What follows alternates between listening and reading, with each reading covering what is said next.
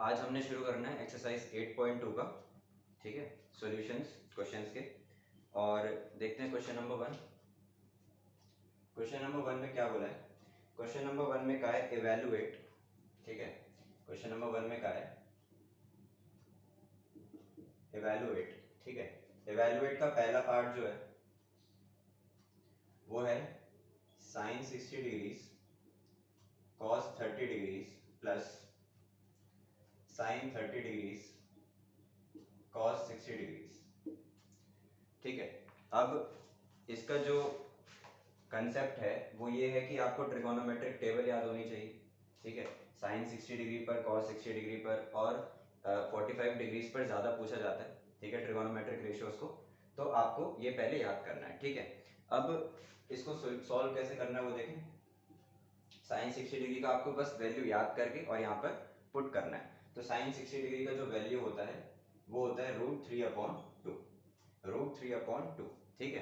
अब साइन 60 के बाद cos 30 जो लिखा है उन दोनों के बीच प्रोडक्ट हो रहा है, ठीक है। यहाँ पर जहाँ साइन नहीं है वहां पे क्या लिखा है? प्रोडक्ट लिखा है। तो sine 60 multiplied by cos 30 degrees, cos 30 degrees का भी वैल्यू कितना होता है? √3/2 होता है, ठीक है। अब आपको एक कंसेप्ट सिखाया गया था, trigonometric ratios of complementary angles. आपको एक कॉन्सेप्ट सिखाया गया था, trigonometric ratios of complementary angles, ठीक है। जिसने नहीं देखा वो प्लेलिस्ट में जाकर इसी चैनल की देख सकता है, ठीक है।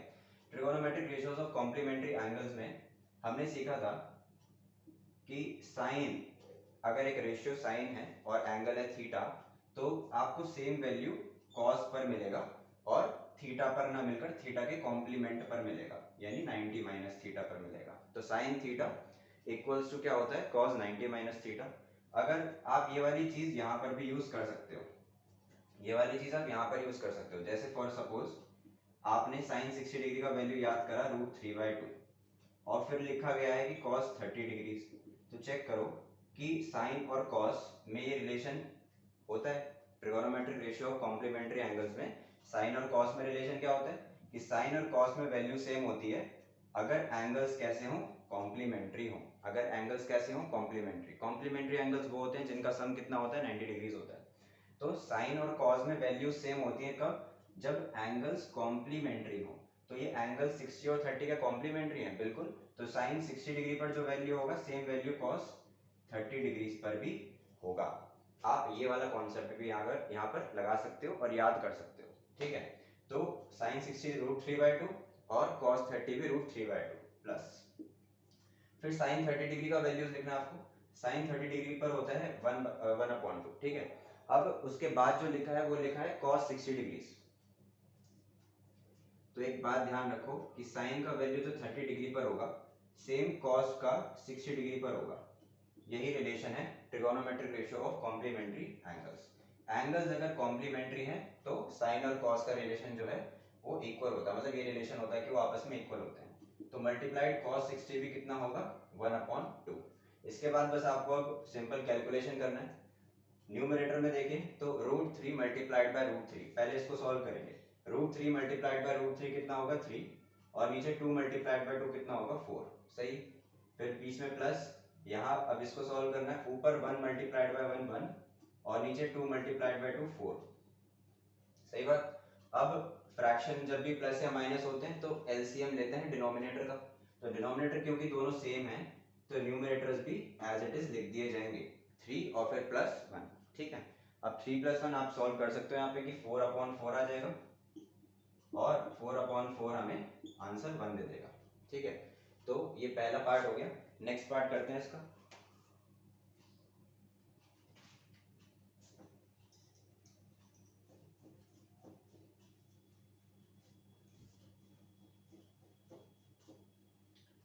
नेक्स्ट पार्ट में क्या लिखा देखते हैं। आपके पास आपकी एनसीईआरटी बुक होगी मैथ्स की, ठीक है, आप वहां से क्वेश्चन देख सकते हो। सेकंड पार्ट में लिखा है 2 tan square 45 degrees plus cos square 30 degrees minus sine square 60 degrees, ठीक है। और यहाँ पर आपको इसको इवेलुएट करना है, यानी सॉल्व करना है। तो आपको वैल्यू किस किस पर चाहिए, यहाँ पे आपको वैल्यू चाहिए होगा tan 45 डिग्रीज पर, ठीक है, sin 60 डिग्रीज पर और cos 30 डिग्रीज पर। आपको इन तीनों एंगल्स पर sin, cos और tan का वैल्यू चाहिए होगा, ठीक है। सबसे पहले इसको मतलब समझते हैं इसका। तो 2 tan स्क्वायर 45 डिग्री का मतलब क्या है, ये मतलब है कि 2 multiplied by tan square 45 degree, सही। अब tan स्क्वायर 45 डिग्री का मतलब है कि tan 45 डिग्रीज होल स्क्वायर्ड है, tan 45 डिग्रीज का वैल्यू का स्क्वायर करना है, ठीक है। प्लस cos स्क्वायर 30 का क्या वैल्यू, क्या मतलब होगा, cos 30 का स्क्वायर माइनस इसका मतलब होगा sin 60 का स्क्वायर, ठीक है। ये आपको पिछली वीडियोस में बता रखा है। अब हम वैल्यूज आराम से पुट कर सकते हैं। tan 45 की जगह में tan 45 डिग्री का वैल्यू होता है 1, sin 60 डिग्री का वैल्यू होता है √3/2 और cos 30 का भी सेम वैल्यू √3/2, ठीक है। तो ये वैल्यूज मैं पुट करूंगा।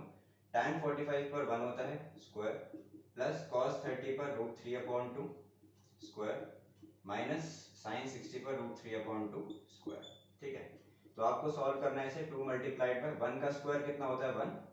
अब एक चीज आपने नोटिस करी होगी, जब भी कभी इस तरह का सिचुएशन आता है, फॉर एग्जांपल +2 -2 +10 -10, ठीक है, +100 -100, ये क्या सिचुएशन है, ये सिचुएशन हमें बता रहा है कि जब दो एक जैसे नंबर ऑपोजिट साइन के साथ हों, एक प्लस और एक माइनस, तो ऑब्वियसली आंसर कितना आ जाता है, फिर 0 आ जाता है, ठीक है। तो यहाँ भी वही सिचुएशन बन रही है, ये वाला और ये वाला नंबर सेम ही आएगा और एक प्लस है और एक माइनस है, तो ऑब्वियसली कैंसिल होकर यहाँ पे आंसर कितना बचेगा, 0 बचेगा।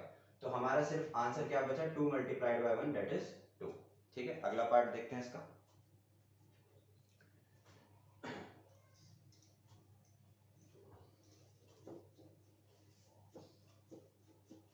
ठीक,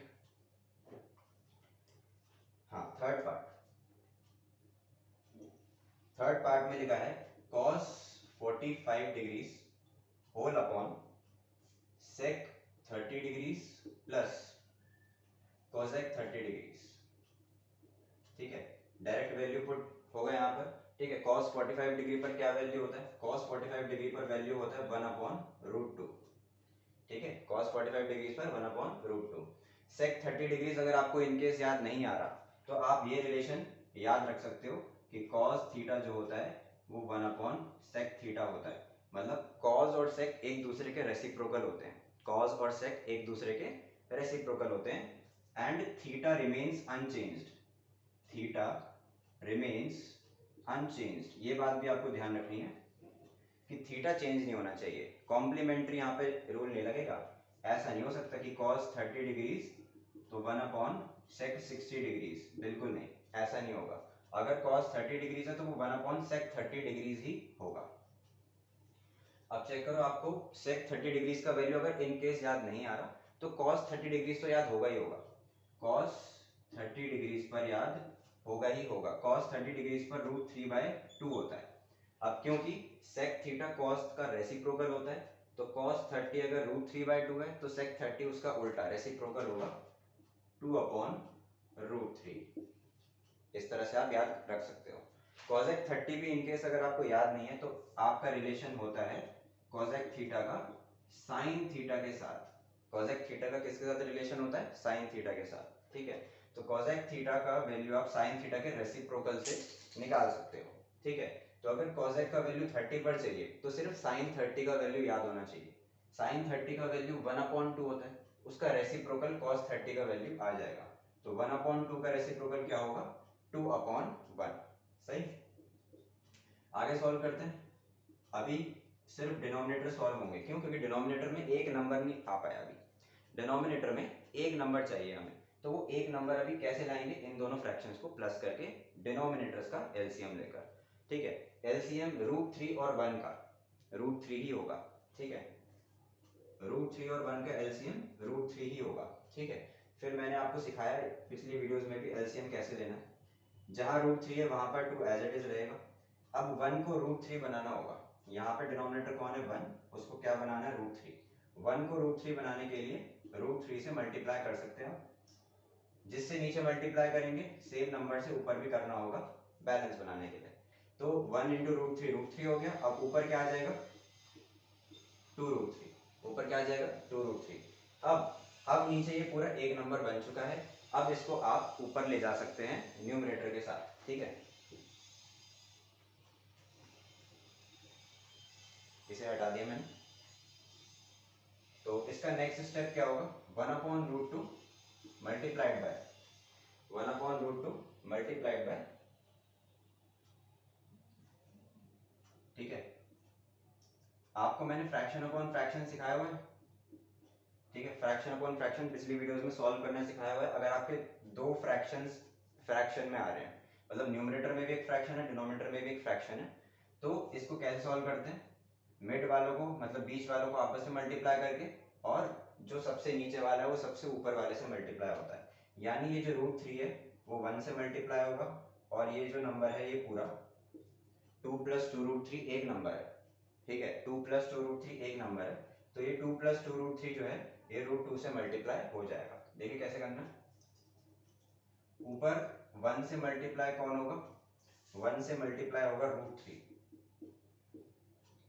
ठीक है। 1 से मल्टीप्लाई होगा √3, और नीचे √2 है, √2 से मल्टीप्लाई होने कौन आएगा, 2 + 2√3, ठीक है। आप इस तरह कर लेना। अब आप क्या कर सकते हो, √3 × 1 √3, और इस √2 को इन दोनों से मल्टीप्लाई करना होगा। √2 को पहले 2 से मल्टीप्लाई करेंगे तो 2√2 आ जाएगा, फिर √2 को 2√3 से मल्टीप्लाई करेंगे तो 2√6 आ जाएगा, ठीक है। अब इस चीज़ में अगर किसी को गड़बड़ है तो उसके लिए बता देता हूँ कि √2 को 2 + 2√3 से कैसे मल्टीप्लाई करना है। √2 को पहले सबसे पहले 2 से करा तो 2 × √2, फिर √2 को 2√3 से करना है तो 2√3 मल्टीप्लाइड बाय √2, तो 2 मल्टीप्लाइड बाय √2 तो 2√2 हो गया, और इन दोनों का मल्टीप्लिकेशन, बाहर वाला नंबर तो बाहर रहेगा, अंदर जो सर्ड्स हैं √3 और √2 ये हो जाएंगे √3 × 2 यानी √6, ठीक है। तो ये आपका क्या हो गया, आंसर हो गया। नेक्स्ट क्वेश्चन करते हैं।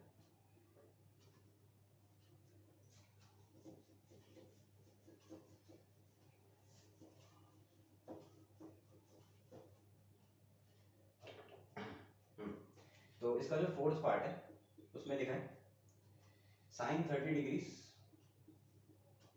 Plus tan 45 degrees minus cosec 60 degrees whole upon, सब पूरे के नीचे क्या है, sec 30 है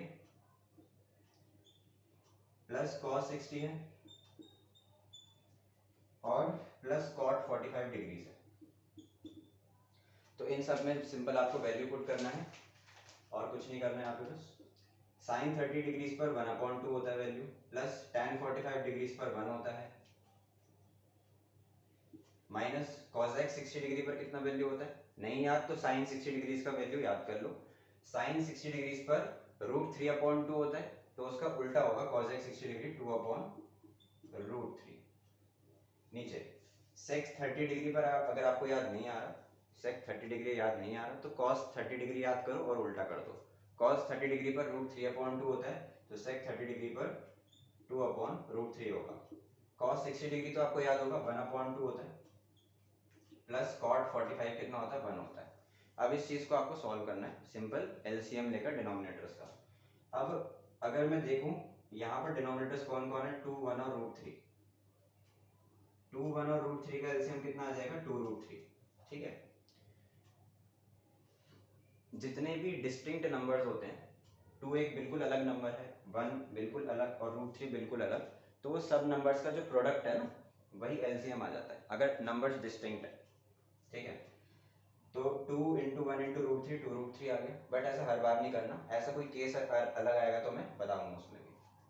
देखो अब 2 को 2√3 बनाना होता है, तो 2 को 2√3 बनाने के लिए मैं √3 से नीचे भी और ऊपर भी मल्टीप्लाई करूंगा, तो 2 × √3 तो 2√3 बन चुका है। अब 1 × √3 यहाँ पर आ जाएगा √3, सही बात, प्लस 1 को 2√3 बनाने के लिए 2√3 से नीचे भी और 2√3 से ऊपर भी मल्टीप्लाई करेंगे, तो 1 × 2√3 यहाँ पर आ जाएगा 2√3, फिर है माइनस का साइन, देखो माइनस का साइन है ध्यान से।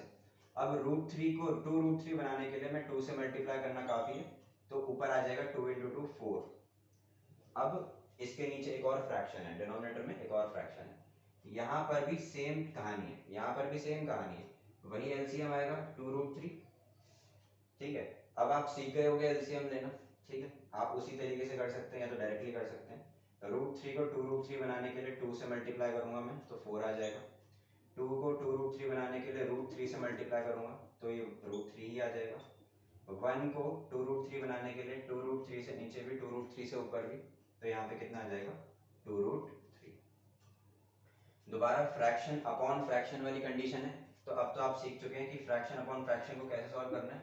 अच्छा, उससे पहले एक और चीज कर लो, जो प्लस माइनस हो सकते हैं वो कर लेंगे। तो ये जो √3 है और यहाँ पे 2√3 है, यहाँ पे 1√3 दिखाई दे रहा है, यहाँ पे 2√3 दिखाई दे रहे हैं, और प्लस होके कितने √3 हो जाएंगे, प्लस होके 3√3 हो जाएंगे। अगला जो -4 है वो अनलाइक है, क्योंकि ये इररेशनल नंबर है, वो रैशनल नंबर है, दोनों प्लस माइनस नहीं हो सकते। नीचे क्या बचा, नीचे बचा 2√3। अब नीचे वाला फ्रैक्शन जो है वहां पर भी देखो, √3 प्लस 2√3 कितने √3 हो गए, 3√3 हो गए, और प्लस का 4 बचा इस बार। इस बार ये जो 4 है वो प्लस पॉजिटिव साइन का है। नीचे क्या बचा, नीचे बचा 2√3। अब फ्रैक्शन अपॉन फ्रैक्शन कैसे सॉल्व करते हैं, ये वाला फ्रैक्शन ऊपर जब आएगा, ठीक है, तो उल्टा हो जाता है ना, ये चीज उल्टी हो जाती है, क्योंकि ये सबसे ऊपर वाले से मल्टीप्लाई होगा,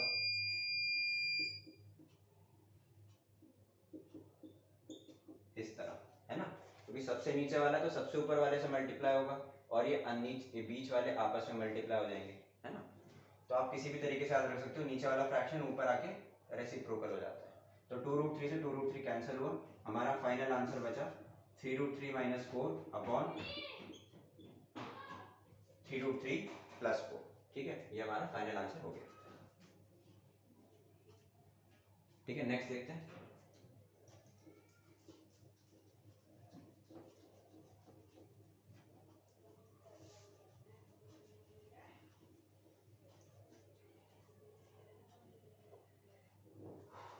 नेक्स्ट क्वेश्चन है, इसी का पार्ट है, fifth part. 5 cos square 60 degrees plus 4 sec square 30 degrees minus tan square 45 degrees. ठीक है, सिंपल वैल्यू पुट करना है यहाँ पर भी। तो इसका मतलब है 5 मल्टीप्लाइड बाय cos 60 डिग्रीज का स्क्वायर, इसका मतलब है 4 मल्टीप्लाइड बाय sec 30 डिग्रीज का स्क्वायर, और इसका मतलब है कि tan 45 डिग्रीज का स्क्वायर। ठीक है, सॉल्व करते हैं, वैल्यू पुट करेंगे। cos 60 डिग्री का वैल्यू 1/2 और होल स्क्वायर, फिर sec 30 का वैल्यू कितना होता है 2/√3 whole square, minus tan 45 degrees का वैल्यू कितना होता है 1 होल स्क्वायर। ठीक है, अब नेक्स्ट स्टेप में हम स्क्वायरिंग करेंगे। 1 का स्क्वायर 1, नीचे 2 का स्क्वायर 4, होल स्क्वायर का मतलब है दोनों का करना है ना, 4 मल्टीप्लाइड बाय दोनों का स्क्वायर करना है, 2 का स्क्वायर 4, नीचे √3 का स्क्वायर क्या होता है, रूट हट जाता है, 3 बचेगा, माइनस 1 का स्क्वायर 1 होगा। अब ये एक टर्म है, ये एक टर्म है, ये एक टर्म है, ध्यान से सॉल्व करना। 5 multiplied by 1/4 5/4 plus 4 into 4 16/3 minus 1/1। ठीक है, सही लिखा। अब दोबारा से क्या करना है, फ्रैक्शन एलसीएम लेंगे डिनोमिनेटर्स का। डिनोमिनेटर कौन है, 4 और 3। 4 बिल्कुल अलग नंबर है, 3 बिल्कुल अलग है, 1 बिल्कुल अलग है, मतलब 4 और 3 का कोई कॉमन रिलेशन नहीं है, कोई कॉमन फैक्टर नहीं है अभी। ठीक है, 4 एक अलग है, 3 एक अलग नंबर है, तो इसमें हम प्रोडक्ट ले सकते हैं, 4 इंटू 3 12। ठीक है, अब 4 को 12 कैसे बनाऊं, 4 को 12 बनाने के लिए 3 से मल्टीप्लाई करना पड़ेगा, 3 को 12 बनाने के लिए 4 से मल्टीप्लाई करना पड़ेगा, और 1 को 12 बनाने के लिए 12 से मल्टीप्लाई करना पड़ेगा। तो आपके न्यूमरेटर्स आ गए, कौन है numerator, 5 into 3 15 plus 16 into 4 64 minus 12 into 1 12। ठीक है, तो 64 प्लस 15 कितना हुआ, ये हो गया 79। अब 79 माइनस 12 करना है, तो ये हो गया 67। तो 67/12 हमारा आंसर आ गया। ठीक है, तो यहाँ पे हमारा पहला क्वेश्चन खत्म हो गया।